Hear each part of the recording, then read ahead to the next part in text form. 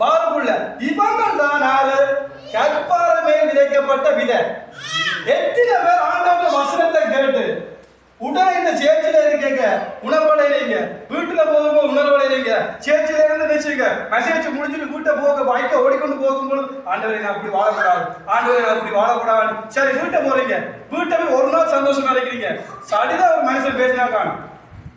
உள்ளுக்கு இருக்கிற காரி என்ன செய்வா? வெளியில வருவா. சும்மா வாய ஆண்டு வாய பொருளாங்க என்ன செய்யாத திறக்காதா. ஆனால் சும்மா தொண்டை நரம்பு தெரிய நாங்க என்ன செய்வோம்?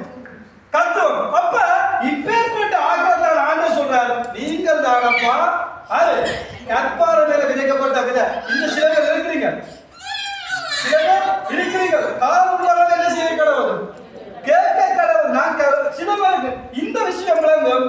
நான் எந்த நிலத்தில விதைக்கப்பட்டிருக்கிறேன், விதையாகிய என்ன நான் ஏசுவாகிய நல்ல நிலத்துல என்ன விதைச்சிருக்கேனா, இல்லாட்டி கற்பாறைய மேல ஒரு கல்லுக்கு மேல நான் என்ன விதைச்சிருக்கேன். கல்லுக்கு மேல என்ன விதைக்கப்பட்டு இருந்தா தேவனுடைய வசனம் நடத்தா. நீ கொஞ்ச நாளைக்கு அந்த வசனத்துல என்ன செய்வ வளர்க்க பாருங்க. கல்லுக்கு மேல என்ன செய்யும்? மண் இருக்கு. அந்த மண் இருக்கிற ஆழத்துக்கு ஏத்தலா வேற என்ன செய்யும்? போகும். ஆனா கீழே கல் இருக்குது தானே, அந்த கல்லுக்கு அந்த வேற என்ன செய்ய முடியாது?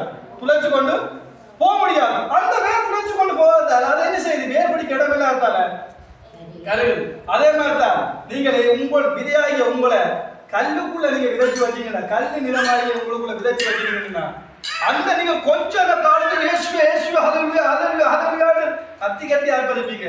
கல்லில விதைக்கப்பட்டவர் வந்துதான் ஜெபம் பண்ணாம இப்படி இருக்கிறது. கல்லில விதைக்கப்பட்டவர் தான் பாட்டு படிக்க வேண்டாம் இப்படி தட்டுறாரு. கல்லில விதைக்கப்பட்டதான் ஜெபம் பண்ணு கொண்டு சொன்னா என்ன செய்யறது?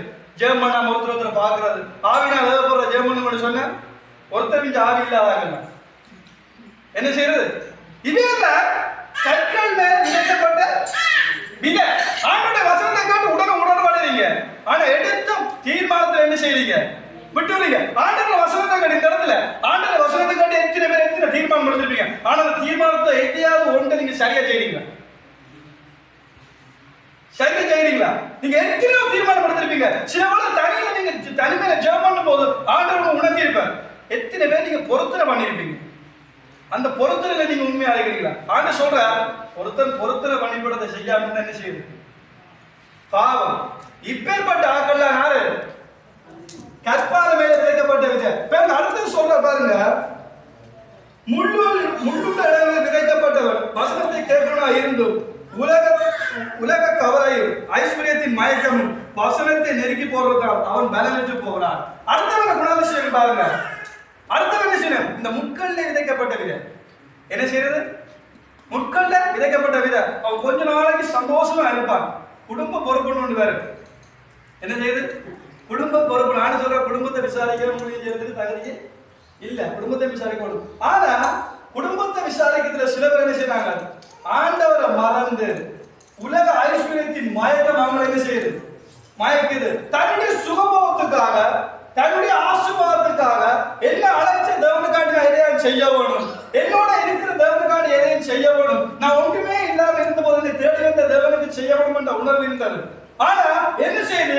நீங்க என்ன செய்றீங்க? இந்த முட்களில் விதைக்கப்பட்ட விதை தன்னோட ஒரு பக்கத்துல முள் வளர்ந்து அதுக்கு என்ன செய்யாது? தெரியாது. நான் ஆண்டவருக்குள்ள ஒழுங்காத்தான் இருக்கிறேன். என்ன செய்யறேன்?